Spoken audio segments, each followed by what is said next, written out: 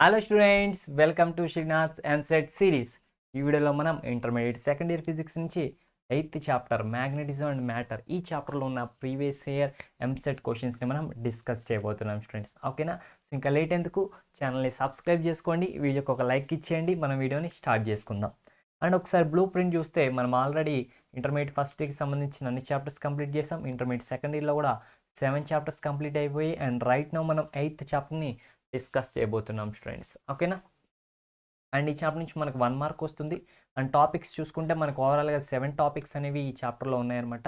ఈ టాపిక్స్ అన్నిటికీ గురించిన complete explanation NCERT text book నుంచి క్లియర్ కట్ ఎక్స్ప్లెనేషన్ అనేది మనకు ఆల్రెడీ ఛానల్లో ఫుల్ చాప్టర్ వీడియోస్ లాగా ఉండడం జరిగింది స్టూడెంట్స్, వెళ్ళి చూడండి. అండ్ అలాగే ఐపీ ఎగ్జామ్కి సంబంధించిన ప్రీవియస్ ఇయర్ క్వశ్చన్స్ అవి కూడా ఉన్నాయి. అండ్ ఇప్పుడైతే ఎంసెట్ సంబంధించిన ప్రీవియస్ ఇయర్ క్వశ్చన్స్ అవి మనం రిలీజ్ చేస్తూ ఉన్నాం స్టూడెంట్స్. ఓకేనా? అండ్ ఓన్లీ ఫిజిక్సే కాకుండా అన్ని సబ్జెక్ట్స్, అలాగే ఓన్లీ ఇంటర్మీడియటే కాకుండా 6th నుంచి 12th వరకు అన్ని క్లాసెస్కి సంబంధించిన full chapter videos, previous year questions, IIT NEET లాంటి ఎంట్రన్స్ ఎగ్జామినేషన్స్, ఎవ్రీథింగ్ కంటెంట్ అంతా కూడా మనకి 100% ఫ్రీగా అవైలబుల్గా ఉంటుంది స్టూడెంట్స్. సో ఈ కంటెంట్ అంతా మీరు యూస్ చేసుకోవాలి, మీరు మిస్ అవ్వకూడదు అనుకుంటే ఛానల్ని సబ్స్క్రైబ్ చేసుకోండి, వీడియోకి లైక్ ఇచ్చేయండి. ఓకే? అండ్ మనం ఒకసారి స్టార్ట్ చేసుకుంటే కనుక ఫస్ట్ క్వశ్చన్ దీంట్లో ఎసర్షన్ రీజన్ టైప్ క్వశ్చన్ మనకు వచ్చింది. సో ఎసర్షన్ రీజన్ టైప్స్ అంటే మనకు తెలుసు కదా, ఎసర్షన్ రైటా, రీజన్ రైటా, లేదంటే రెండు రైటా, అది మనం ఖచ్చితంగా క్లారిటీగా చెప్పాలి స్టూడెంట్స్. అవునా కదా? సరే, సో ఫస్ట్ ఎసర్షన్ ఏంటి? Electromagnets are made of soft iron. So electromagnets అనేవి సాఫ్ట్ ఐరన్తో తయారు చేస్తారని చెప్పి అది ఎసర్షన్ అనమాట. అండ్ రీజన్ ఏంటి అంటే కనుక coercivity is small for soft iron అంట. సో ఇది రీజన్ అంట. సో ఇప్పుడు ఎసర్షన్ రైటా, రీజన్ రైటా, అండ్ ఈ రీజన్ అనేది ఆ ఎసర్షన్ కరెక్ట్గా ఎక్స్ప్లెయిన్ చేస్తుందా, కరెక్ట్గా ఎక్స్ప్లెయిన్ చేయట్లేదా, లేదంటే ఒకవేళ ఎసర్షన్ రీజన్ రెండు రైట్ కాదా? సో ఇలా మనకి డిఫరెంట్ ఆప్షన్స్ అనేవి ఉంటాయి. చూడండి, చూసారా? 4 ఆప్షన్స్ ఇచ్చారు. ఫస్ట్ ఆప్షన్ ఏంటి? Both A and R are true. So రెండు కరెక్టేనంట, స్టేట్మెంట్స్ రెండు కరెక్టే. అండ్ ఈ ఆర్ ఏదైతే ఉందో ఇది దీన్ని కరెక్ట్గా ఎక్స్ప్లెయిన్ చేస్తుందంట. ఫస్ట్ ఏంటంటే రెండు కరెక్టే అండ్ ఈ ఆర్ కూడా కరెక్ట్గా ఎక్స్ప్లెయిన్ చేస్తుంది, అది ఫస్ట్ ఆప్షన్ అలాంటి సిచ్యువేషన్ అయితే. సో నెక్స్ట్ సిచ్యువేషన్ ఏంటంటే both A and R are true, అంటే రెండు స్టేట్మెంట్స్ కరెక్టే, but R is not the correct explanation of A. కాకపోతే ఈ ఆర్ అనేది కరెక్ట్గా దీన్ని ఎక్స్ప్లెయిన్ చేయట్లేదు. అదేంటి సార్ అలా అవుతుంది అంటే అవుతుంది. సో మనం ఫస్ట్ చూసేది ఏంటంటే ఈ స్టేట్మెంట్ కరెక్టా అని. సో స్టేట్మెంట్ కరెక్ట్ అయినా కానీ ఆ స్టేట్మెంట్ దీనికి రిలేట్ అయిందా కాదా, ఆ స్టేట్మెంట్ దాన్ని ఎక్స్ప్లెయిన్ చేస్తుందా లేదా అనేది ఒక్కొక్కసారి కరెక్ట్ స్టేట్మెంట్ ఇస్తారు కానీ వేరే కాన్సెప్ట్కి సంబంధించిన స్టేట్మెంట్ ఇస్తారు, అప్పుడు అది దాన్ని కరెక్ట్గా ఎక్స్ప్లెయిన్ చేసినట్టు కాదనమాట. సో అలాంటప్పుడు మనం ఆప్షన్ బి పెడతాం. ఓకేనా? ఈ రెండు ఆప్షన్స్ ఎప్పుడు అంటే కనుక రెండు స్టేట్మెంట్స్ రైట్ అయిన తర్వాత, అసలు రెండు స్టేట్మెంట్స్లో ఏదో ఒకటి రైట్ కాలేదనుకో, అప్పుడు ఈ రెండు ఆప్షన్స్ ఫ్రెండ్స్. సో ఈ ఆప్షన్ ఎప్పుడు A is true but R is not true. So assertion కరెక్టే బట్ ఇది కరెక్ట్ కాదు, ఈ స్టేట్మెంట్ రైట్ కాదు. సో అప్పుడు మనం సి ఆప్షన్ పెడతాం. నెక్స్ట్ ఫోర్త్ ఆప్షన్ ఎప్పుడు అంటే కనుక ఇది రైట్ కాదు, ఎసర్షన్ రైట్ కాదు బట్ ఈ స్టేట్మెంట్ రైటే, అప్పుడు ఫోర్త్ ఆప్షన్ పెడతాం. సో ఇవి డిఫరెంట్ టైప్స్ ఆఫ్ ఆప్షన్స్ అనమాట స్టూడెంట్, మనకున్న డిఫరెంట్ టైప్ ఆఫ్ ఆప్షన్స్ ఇవి. ఓకేనా? సో దట్స్ ఇట్ అనమాట. సో ఇప్పుడు చూద్దాం, electromagnets are made of soft iron. Electromagnets అనేవి సాఫ్ట్ ఐరన్తో చేస్తారా లేదా? And coercivity small for soft iron. So soft ఐరన్కి కోర్సిటీ స్మాల్గా ఉంటుందా లేదా? ఈ రెండు కరెక్టేనా, కరెక్ట్ కాదా? కరెక్ట్ అయితే కరెక్ట్గా ఎక్స్ప్లెయిన్ చేస్తుందా, కరెక్ట్గా ఎక్స్ప్లెయిన్ చేయట్లేదా? ఏమనుకుంటున్నారు స్టూడెంట్స్ మీరు? చెప్పండి. సో మీకు ఏదైనా మీకు కరెక్ట్గా ఆన్సర్ తెలిస్తే కనుక 1 అని చెప్పి, ఏ అయితే ఏ, బి అయితే బి, సి అయితే సి అని చెప్పి కామెంట్ సెక్షన్లో మెన్షన్ చేయండి. ఓకేనా? సో నేనైతే మీకు ఒక 3 seconds టైం ఇస్తాను, ఎందుకంటే ఇప్పటివరకు ఈ చాలా టైం ఇచ్చాను కదా, అందుకు ఒక 3 seconds మాత్రమే టైం ఇస్తాను. ఈ 3 seconds తర్వాత మనం ఆన్సర్ రివీల్ చేసుకుందాం. ఓకేనా? Okay, ready, start. 1 2 3. Okay, verify చేస్తే మన వెరిఫై మిషన్ కరెక్ట్గా చెప్పేస్తుంది స్టూడెంట్స్ ఆన్సర్ ఏంటో.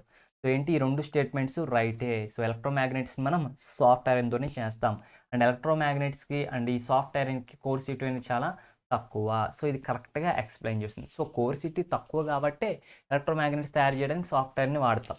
ఓకేనా? సో ఎలక్ట్రోమాగ్నెట్ తయారు చేయాలంటే ఆ మెటీరియల్కి ఉండాల్సిన ప్రాపర్టీ ఏంటంటే కోసివిటీ తక్కువ ఉండాలి.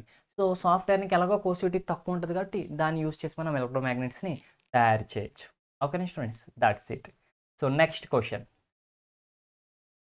Two short bar magnets of moments m and √3m are joined like cross. So ఒక 2 బార్ మ్యాగ్నెట్స్ ఇలా క్రాస్ లాగా మ్యాచ్అప్ చేశారు. చిన్న చిన్న బార్ మ్యాగ్నెట్స్ అనమాట. దీని యొక్క మ్యాగ్నెటిక్ మూమెంట్ m అనుకుంటే దీని యొక్క మ్యాగ్నెటిక్ మూమెంట్ √3m. ఓకే, ఇప్పుడు ఈ క్రాస్ ఏదైతే ఉందో దీన్ని దీన్ని తీసుకొచ్చి అక్కడ ప్లేస్ చేశారంటే కనుక ఎర్త్స్ మ్యాగ్నెటిక్ ఫీల్డ్లో ప్లేస్ చేశారు. ఎర్త్స్ మ్యాగ్నెటిక్ ఫీల్డ్లో ప్లేస్ చేశారన్నమాట. సో దీని యొక్క ప్లేన్ ఏదైతే ఉందో అది ఎర్త్స్ మ్యాగ్నెటిక్ ఫీల్డ్ మీద ఇలా ఇలా ఉందనుకో, ఎర్త్ మ్యాగ్నెటిక్ ఫీల్డ్ ఎర్త్ మీద ఇలా వీటిని తీసుకొచ్చి ఇలా ప్లేస్ చేశారన్నమాట. సస్పెండ్ చేస్తున్నారు, ఇలా వేలాడదీస్తున్నారు. ఓకేనా, so parallel to the earth's magnetic field అనమాట. When the cross comes to equilibrium, so ఎప్పుడైతే ఈ క్రాస్ ఏదైతే ఉందో ఇది ఈక్విలిబ్రియంకి వచ్చిందో, కదలకుండా ఉందో, ఓకేనా స్టూడెంట్స్, సో ఈక్విలిబ్రియంకి వచ్చినప్పుడు, ఓకేనా, అప్పుడు angle made by the weaker magnet with the earth's magnetic field BH is. So ఇప్పుడు ఈ రెండు మ్యాగ్నెట్స్లో ఒక మ్యాగ్నెట్ వీక్గా ఉంటుంది, ఒక మ్యాగ్నెటిక్ స్ట్రాంగ్గా ఉంటుంది. సో ఆ వీక్గా ఉన్న మ్యాగ్నెట్ ఏదైతే ఉందో అది ఎర్త్ మ్యాగ్నెటిక్ ఫీల్డ్తో ఎంత యాంగిల్ చేస్తుందో మనం ఫైండ్ అవుట్ చేయాలి. Have to find out the angle between the weak magnet and the earth's magnetic field అనమాట. ఓకేనా స్టూడెంట్స్, సో దీనికి మనం సాల్వ్ చేద్దాం.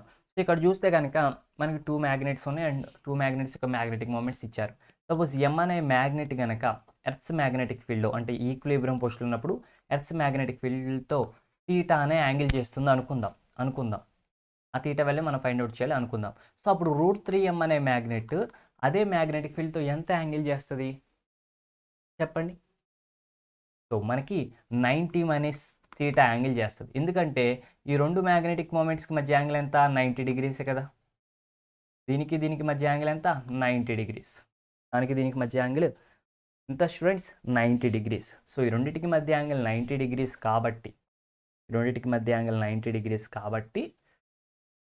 సో ఒకటి కనుక అంటే ఇది కనుక తీటా యాంగిల్ చేస్తే ఇది ఎంత చేస్తుంది అంటే ఖచ్చితంగా ఈ రెండింటికి మధ్య 90 కాబట్టి 90 మైనస్ తీటా యాంగిల్ చేస్తాను. So that's it students. ఓకేనా, అట్లా జరిగింది. అయితే ఇప్పుడు అనుకుందాం. సో ఇప్పుడు ఈక్విలిబ్రియంలో ఉన్నప్పుడు కండిషన్ ఏంటంటే టార్క్ అనేది 0 అయిపోతుంది. ఈక్విలిబ్రియం కండిషన్లో టార్క్ అనేవి బ్యాలెన్స్ అయిపోతాయి. సో అప్పుడు మనకి m into b into sine theta is equals to √3m into b into sine 90 minus theta. ఓకేనా, m into b into sine theta equals to √3m into b into sine 90 minus theta. ఓకేనా students, so m get cancelled, b get cancelled. So ఇటు sine theta ఉంది, sine theta is equals to √3 into ఇటు sine 90 minus theta ఉంది అంటే cos theta. ఓకేనా, so sine theta by cos theta ఏమవుతుంది, which is equals to √3 అవుతుంది. So tan theta ఎంత అవుతుంది, √3 అవుతుంది. సో ఇప్పుడు దీని నుంచి మీరు తీటా వాల్యూ ఫైండ్ అవుట్ చేయగలరేమో ట్రై చేయండి. ఆప్షన్స్ కూడా రివీల్ చేశాం కదా. సో దీని నుంచి తీటా వాల్యూ ఫైండ్ అవుట్ చేసి మీరు ఫైనల్గా ఎర్త్స్ మ్యాగ్నెటిక్ ఫీల్డ్తో ఎంత యాంగిల్ చేస్తుందో చెప్పాలి. ఎంత యాంగిల్ చేస్తుంది స్టూడెంట్స్ చెప్పండి. సో విచ్ ఈజ్ సింపుల్, ఈ tan తీటా √3 అంటే ఎప్పుడు అవుతుంది, tan తీటా √3 అనేది 60 డిగ్రీస్ దగ్గర అవుతుంది. సో తీటా వాల్యూ ఎంత, 60 డిగ్రీస్ అనమాట. That's it. ఓకే స్టూడెంట్స్, ఎందుకంటే tan √3 అనేది tan 60 దగ్గర అవుతుంది, అందుకే. That's it. Next question,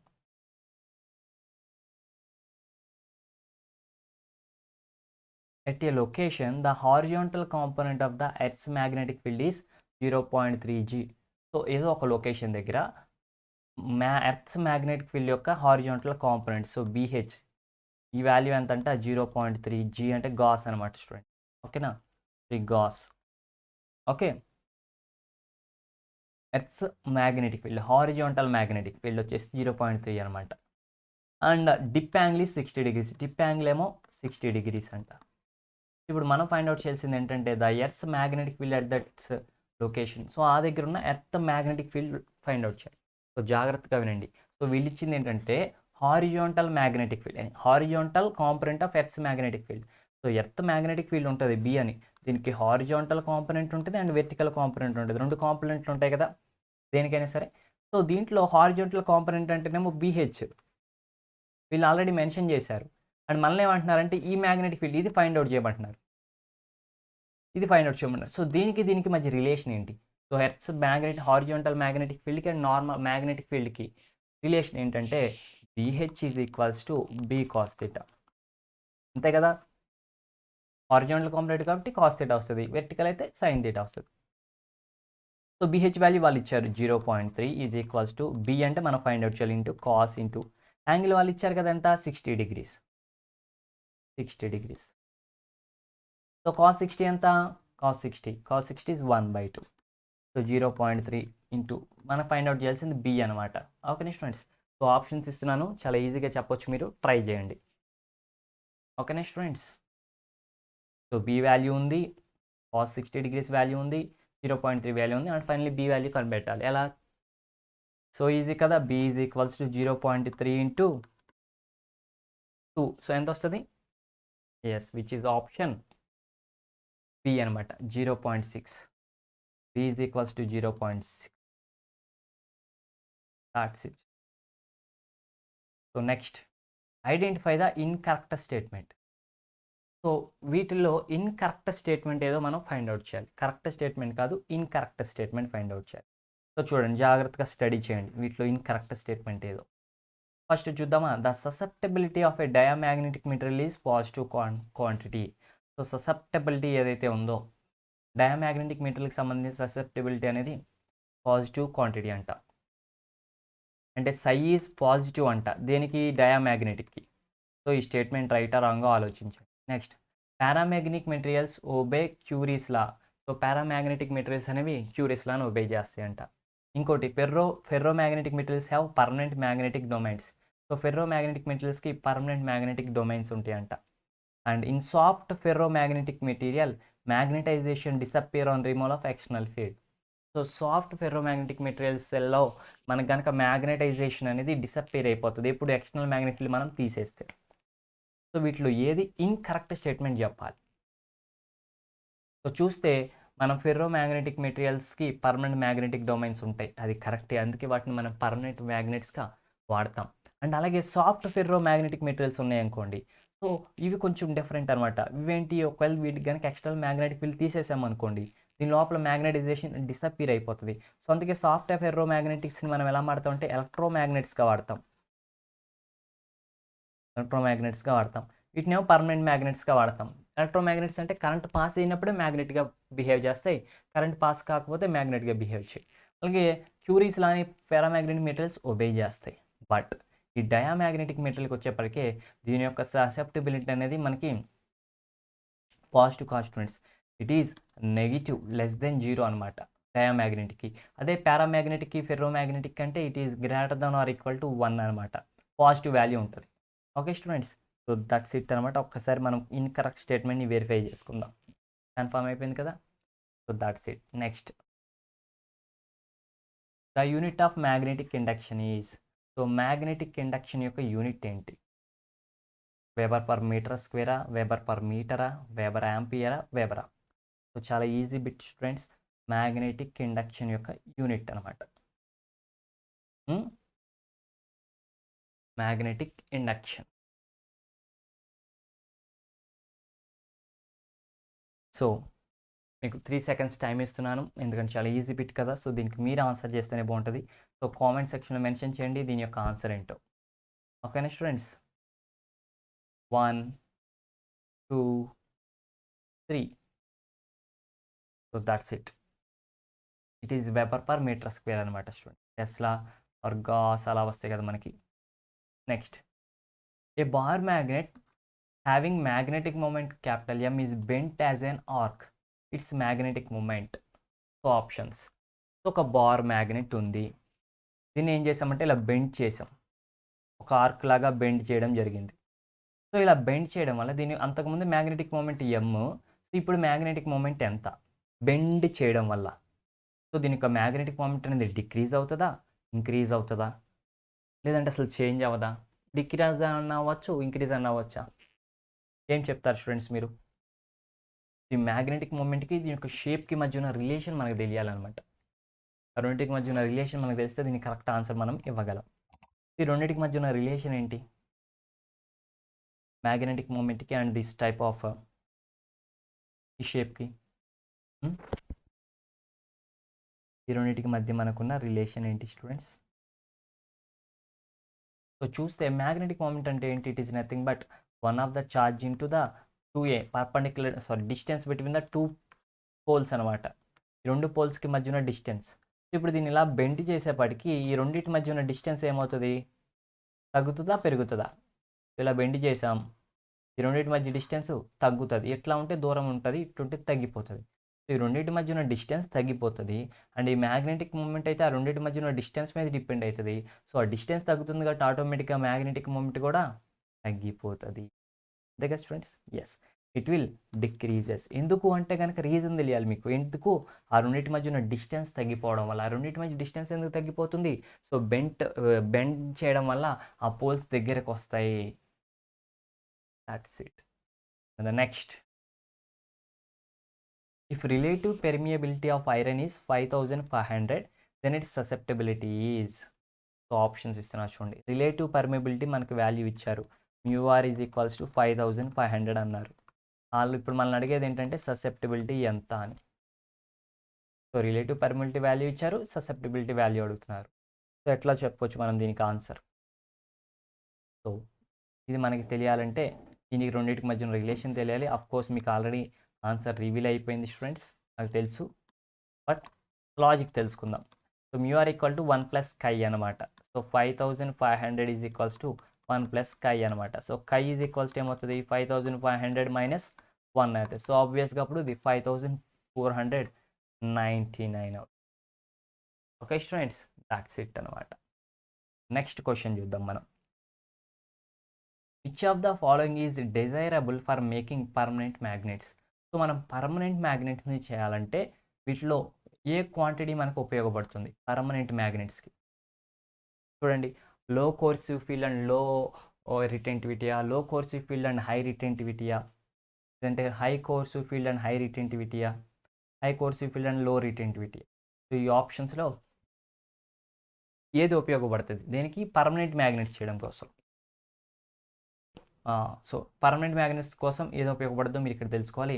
and దీనికి ఇంకోటి ఏముంటుంది? ఎలక్ట్రోమ్యాగ్నెట్స్ ఉంటాయి, ఎలక్ట్రోమ్యాగ్నెట్స్. సో వాటికి ఏం క్వాలిటీస్ అది కూడా మీరు తెలుసుకోవాలి. సో ఒక బిట్ వచ్చినప్పుడు దానికి రిలేటెడ్గా ఇంకొక బిట్ అడిగే ఛాన్స్ ఎలా ఉందని చెప్పి మనం ఆలోచించాలి స్టూడెంట్స్. సో అలా ఆలోచించడం మీరు డెవలప్ చేసుకోండి. సో బిట్స్ని ఈజీగా మీరు ఆన్సర్ చేయగలుగుతారు. సో ఇప్పుడు ఆన్సర్ చూద్దాం. మనకు వచ్చేసి high coercive field and high retentivity. So permanent magnet అవ్వాలి అంటే ఆ మెటీరియల్ ఖచ్చితంగా హై కోర్సివ్ ఫీల్డ్ ఉండాలి అండ్ హై రిటెంటివిటీ ఉండాలన్నమాట. సో అప్పుడు మాత్రమే ఆ మెటీరియల్ మనకి పర్మనెంట్ మ్యాగ్నెట్ లాగా బిహేవ్ చేసే ఛాన్స్ ఉంది. ఓకే, దాని అలా మనం యూస్ చేసుకోవచ్చు. సో ఒక్కసారి కొత్త వ్యూవర్ అయితే కనుక ఛానల్ని సబ్స్క్రైబ్ చేయండి, ఒక లైక్ ఇవ్వండి వీడియోస్కి, ఓకేనా? అండ్ మీకు ఏమైనా డౌట్స్ ఉంటే కామెంట్ సెక్షన్లో మెన్షన్ చేయండి. సో 9th బిట్ చూద్దాం. A magnetic needle kept in a non-uniform magnetic field so experiences what? Force but not a torque, neither force nor torque, both force and torque, a torque but not force. So ఒక magnetic నీడిల్ని తీసుకెళ్ళి non uniform magnetic ఫీల్డ్లో place చేశారంట. So magnetic needle అంటే it is also having north and south పోల్స్ను. So దీన్ని తీసుకెళ్ళి ఒక నాన్ యూనిఫామ్ మ్యాగ్నెటిక్ ఫీల్డ్లో పెట్టారు. సో ఇక్కడ మీరు జాగ్రత్తగా అబ్జర్వ్ చేయాలి. ఒకవేళ ఇదే మ్యాగ్నెటిక్ ఫీల్డ్ని యూనిఫామ్ ఫీల్డ్లో పెడితే ఎట్లా ఉంటుంది, ఇదే మ్యాగ్నెటిక్ ఫీల్డ్ని నాన్ యూనిఫామ్ ఫీల్డ్లో పెడితే ఎట్లా ఉంటుంది. ఇప్పుడు మీరు మమ్మల్ని నాన్ యూనిఫామ్ ఫీల్డ్ అడిగారు కాబట్టి నేవి నెక్స్ట్ టైం యూనిఫామ్ ఫీల్డ్లో ప్లేస్ చేస్తే ఎట్లా ఉంటుందో అని అడుగుతారు. సో దాంట్లో పెట్టినప్పుడు దీంట్లో పెట్టినప్పుడు డిఫరెన్స్ ఏంటి? డిఫరెన్స్ ఏంటంటే మ్యాగ్నెటిక్ ఫీల్డ్లో డిఫరెన్స్. యూనిఫామ్ మ్యాగ్నెటిక్ ఫీల్డ్ అంటే కానీ అప్పుడు మనకి ఏ పాయింట్ దగ్గర అయినా కానీ ఏమవుతుంది, మ్యాగ్నెటిక్ ఫీల్డ్ వాల్యూ ఒక్కటే ఉంటుంది, మ్యాగ్నెటిక్ ఫీల్డ్ వాల్యూ ఒకటి ఉంటుంది. బట్ నాన్ యూనిఫామ్ కాబట్టి ఒక ప్లేస్లో తక్కువ మ్యాగ్నెటిక్ ఫీల్డ్ ఉంటుంది, ఇంకొక ప్లేస్లో ఎక్కువ మ్యాగ్నెటిక్ ఫీల్డ్ ఉంటుంది, ఒక ప్లేస్లో స్ట్రాంగ్, ఒక ప్లేస్లో వీక్ మ్యాగ్నెటిక్ ఫీల్డ్ ఉంటుంది అనమాట. సో ఇలా పెట్టినప్పుడు ఏమవుతుంది, దాని మీద ఫోర్స్ యాక్ట్ అవుతుందా? అఫ్ కోర్స్ ఏదైనా ఒక మెటీరియల్ అనేది ఏదైనా కానీ మనకి ఎక్కడ మ్యాగ్నెటిక్ ఫీల్డ్ ఉంటే దాని మీద ఫోర్స్ యాక్ట్ అవుతుంది. అయితే ఈ మ్యాగ్నెటిక్ నీడిల్ మీద ఫోర్స్ ఉంటుందా ఉండదా? ఇప్పుడు ఇది నాన్ యూనిఫామ్ మ్యాగ్నెటిక్ ఫీల్డ్ ఉన్నప్పుడు ఒకవేళ టార్క్ ఉంటుందా ఉండదా? సో మనం చెప్పాలి స్టూడెంట్స్. సో ఇలాంటిది మనల్ని ఎలక్ట్రిక్ ఫీల్డ్లో కూడా అడగవచ్చు అనమాట. Dipole placed in a non uniform magnetic field అనొచ్చు, లేదంటే dipole placed in uniform magnetic field అని అనొచ్చు. ఓకేనా? సో ఎలాగైనా మనల్ని అడిగే ఛాన్స్ ఉందన్నమాట. సో ట్రై చేసి చెప్పండి. Force but not a torque, neither a force not torque, both force and torque. So మనకి ఇక్కడ ఈ పోల్ మీద ఫోర్స్ యాక్ట్ అవుతుంది అండ్ ఇక్కడ కూడా మనకి ఫోర్స్ యాక్ట్ అవుతుంది. రెండింటి మీద మనకు ఫోర్స్ యాక్ట్ అవుతుంది. సో ఇది నాన్ యూనిఫామ్ మ్యాగ్నెటిక్ ఫీల్డ్ కాబట్టి ఇక్కడ యాక్ట్ అయ్యే ఫోర్స్ మ్యాగ్నిట్యూడ్ వేరేలా ఉంటుంది, ఇక్కడ యాక్ట్ అయ్యే ఫోర్స్ మ్యాగ్నిట్యూడ్ వేరేలా ఉంటుంది. సో దీనివల్ల ఎంతో కొంత రిజల్టెంట్ ఫోర్స్ అనేది అయితే ఎగ్జిస్ట్ అవుతుంది. అండ్ అలాగే ఈ టూ ఫోర్సెస్ కొంత డిస్టెన్స్తో సపరేట్ అయి ఉన్నాయి కాబట్టి ఇక్కడ టార్క్ కూడా యాక్ట్ అవుతుంది. ఏమవుతుంది స్టూడెంట్స్? టార్క్ కూడా యాక్ట్ అవుతుంది. ఓకేనా? టార్క్ కూడా యాక్ట్ అవుతుంది, రొటేషన్ అనేది జరుగుతుంది. సో ఒకవేళ ఇదే కనుక యూనిఫామ్ మ్యాగ్నెటిక్ ఫీల్డ్లో ఉందనుకోండి, అప్పుడు మనకి నెట్ ఫోర్స్ అనేది జీరో అయిపోతుంది, ఫోర్స్ ఉండదు అప్పుడు. ఈ క్వశ్చన్ కాదు, ఒకవేళ యూనిఫామ్ మ్యాగ్నెటిక్ ఫీల్డ్ అప్పుడు టార్క్ మాత్రమే ఉంటుంది. సో అప్పుడు ఫోర్స్ ఎందుకు ఉండదంటే ఈ నార్త్ పోల్ మీద ఎంత ఫోర్స్ యాక్ట్ అయిందో ఈ సౌత్ పోల్ మీద కూడా అంతే ఫోర్స్ యాక్ట్ అవుతుంది. సో రెండు ఫోర్సెస్ ఈక్వల్ అండ్ రెండు ఫోర్సెస్ ఆపోజిట్ అంటే రిజల్టెంట్ ఫోర్స్ ఎంత? జీరో కదా. సో అందుకు జీరో అనమాట. ఇప్పుడు ఇది యూనిఫామ్ మ్యాగ్నెటిక్ ఫీల్డ్ అయితే, బట్ ఇక్కడ మనకేంటి non uniform magnetic field. So ఇక్కడ ఫోర్స్ ఈక్వల్ కాదు. సో దానివల్ల రిజల్టెంట్కి ఎంతో కొంత ఫోర్స్ దాని మీద యాక్ట్ అవుతుంది. అండ్ టార్క్ అనేది ఆటోమేటిక్గా ఫోర్స్ ఉంటే కొంత డిస్టెన్స్ ఉంది కాబట్టి ఆటోమేటిక్గా టార్క్ అనేది యాక్ట్ అవుతూనే ఉంటుంది. ఇప్పుడు కరెక్ట్ ఆప్షన్ వచ్చేసి ఏంటి దీనికి అంటే కనుక, so both force and torque. ఇదే ఒకవేళ యూనిఫామ్ మ్యాగ్నెటిక్ ఫీల్డ్లో ఉంది అంటే కనుక అప్పుడు ఏముంటుంది? ఓన్లీ టార్క్, నో ఫోర్స్ ఉండదు. సో ఎలక్ట్రిక్ ఫీల్డ్ కూడా సేమ్ అనమాట, ఎలక్ట్రిక్ డైపోల్ పెట్టినప్పుడు కూడా. So the material suitable for making electromagnets should have. So నేను చెప్పాను ఇందాకటే, ఇది ప్రీవియస్ బిట్టే, అది ప్రీవియస్ బిట్టే. సో ఒకేలాంటి బిట్స్ ఇస్తారని చెప్పాను కదా స్టూడెంట్స్. అందుకే ఒక బిట్ మీరు చేసినప్పుడు దానికి రిలేటెడ్గా ఏముంది అని మీరు ఆలోచించాలన్నమాట. సో చెప్పండి, ఇందాక మనం చెప్పుకున్నాం అవేంటి? Permanent magnets. So permanent magnets తయారవ్వాలంటే ఆ మెటీరియల్కి ఉండాల్సిన ప్రాపర్టీస్ ఏంటి అంటే మనం చెప్పుకున్నాం, హై కోర్సివిటీ అండ్ హై అక్కడ రెండు హైయే ఉండాలి, రిటెంటివిటీ. సో ఒకవేళ ఎలక్ట్రోమాగ్నెట్స్ తయారు చేయాలంటే ఆ మెటీరియల్కి ఏముండాలి? రెండింటికి ఒకటి హై ఒకటి లోనా, ఒకటిలో ఒకటి రెండోది కూడా లోనా, రెండు హైయా, ఒకటిలో ఒకటి హైయా, ఏదిలో ఏది హై? సో గెస్ చేయండి. మీకు ఆన్సర్ తెలిస్తే కామెంట్ సెక్షన్లో మెన్షన్ చేయండి. సో చూస్తే ఆప్షన్ ఏమొస్తుంది అంటే కనుక స్టూడెంట్స్ మనకి ఆప్షన్ బి వస్తుంది. సో ఒకటే గుర్తుపెట్టుకోండి, ఎలక్ట్రోమాగ్నెట్స్కి లో అనమాట, అదే పర్మనెంట్ మ్యాగ్నెట్స్కి అయితే హై అనమాట. వీటికి లో, వీటికి హై అలా గుర్తుపెట్టుకోండి. And next question, the relative permeability of a paramagnetic and ferromagnetic materials are. So mu r అంట దేనికి? Mu r for paramagnetic materials and mu r for ferromagnetic materials. So ఇలా మీకు బిట్ వచ్చినప్పుడు మీరు ఏం ఆలోచించాలంటే what is the mu r for diamagnetic materials అని కూడా మీరు ఆలోచించాలి. దాని గురించి కూడా ఒకసారి వెళ్ళి చూడాలి, నేర్చుకోవాలి దాని కాన్సెప్ట్ కూడా. సో అప్పుడు మీకు మూడింటి గురించి కంపారిజన్ మీ మైండ్లో ఉంటుంది అనమాట. సో అప్పుడు ఉపయోగపడుతుంది. సో అట్లా మీరు ప్రీవియస్ బిట్స్ నుంచి రివిజన్ చేయడం స్టార్ట్ చేయాలి చూడండి. సో ఇప్పుడు వీళ్ళైతే అడిగింది ఈ రెండే అనమాట. ఈ రెండింటి యొక్క పారా అండ్ ఫెర్రోమాగ్నెట్స్ యొక్క మ్యూఆర్ వాల్యూస్ ఎట్లా ఉంటాయి? సో ఆ రెండు కూడా జీరోకి ఈక్వల్ అవుతాయా, లేదంటే రెండు ఒకటికే ఉంటాయా, లేదంటే నెగిటివ్ ఉంటాయా, లేదంటే గ్రేటర్ దెన్ యూనిటీ కంటే ఎక్కువ ఉంటాయా? సో అయితే మనకి మ్యూఆర్ గురించి అడిగారు. అయితే మనం ముందు ససెప్టబిలిటీ గురించి తెలుసుకోవాలి. So what is the susceptibility for paramagnetic material, what is the susceptible for ferromagnetic material? So ఇదే టైంలో డయామాగ్నెటిక్ గురించి కూడా ఒకసారి చూస్తే తప్పేం లేదు. సో ఈ రెండింటికి ససెప్టబిలిటీ అనేది పాజిటివ్ ఉంటుంది, అంటే greater than or equal to 1 ఉంటుంది ఆల్మోస్ట్. దీనికైతే నెగిటివ్ ఉంటుంది, less than or equal to 0, not less than 0నే ఆర్ ఈక్వల్ టు 0 ఉంటుంది. Okay students. సో ఇప్పుడు ఈ రెండింటికి రిలేషన్ తెలియాలి మళ్ళీ మనకి. ఈ రెండింటికి రిలేషన్ ఏంటి? Mu R is equal to 1 plus కై అనమాట. ఇప్పుడు పెరాకి మనం మ్యూఆర్ చెప్పాలంటే ఇట్ ఈస్ 1 ప్లస్ కై ఆఫ్ పెరా కదా. సో పెరా యొక్క కై వాల్యూ ఎంత అంటే పాజిటివ్. సో పాజిటివ్ ప్లస్ 1 అంటే it is positive only and it is greater than 1 కంటే ఎక్కువే కదా, ఖచ్చితంగా 1 ప్లస్ ఉంది కాబట్టి 1 కంటే ఎక్కువే, ఎందుకంటే ఇది కూడా పాజిటివ్ కాబట్టి 1 plus positive value is greater than 1. ఇక్కడ చూడండి ఫెర్రో, ఇది చూస్తే 1 ప్లస్ కై, ఇక్కడ కూడా chi value greater than 1 or పాజిటివే. సో 1 ప్లస్ పాజిటివ్ వాల్యూ అంటే ఇది కూడా గ్రేటర్ దెన్ 1. సో దీన్ని బట్టి పారామాగ్నెట్ అండ్ ఫెర్రోమాగ్నెటిక్ మెటీరియల్స్కి రిలేటివ్ పెర్మియబిలిటీ అనేది ఎలా ఉంటుంది? గ్రేటర్ దెన్ యూనిటీ కంటే ఎక్కువ ఉంటుంది స్టూడెంట్. సో ఒకవేళ మిమ్మల్ని డయా గురించి అడిగితే it is less than unity అని చెప్పుకోవచ్చు, లేదా equal to unity or less than or equal to చెప్పుకోవచ్చు. Next question. A paramagnetic sample showing a net magnetization of 0 amp per meter in meters when placed in an external magnetic field of strength 0.8 Tesla at a temperature of 5 Kelvin.